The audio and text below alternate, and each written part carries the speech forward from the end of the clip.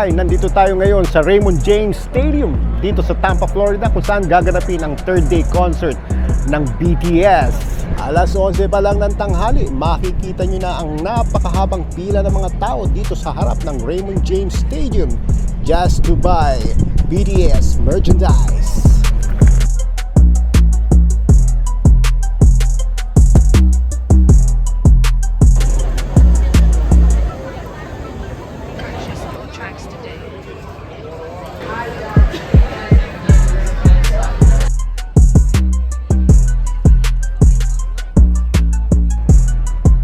Hindi ko na palalagpasin ito kasi ilang tumbling lang ito mula sa amin. Kaya go, go, go! Arirang! See you!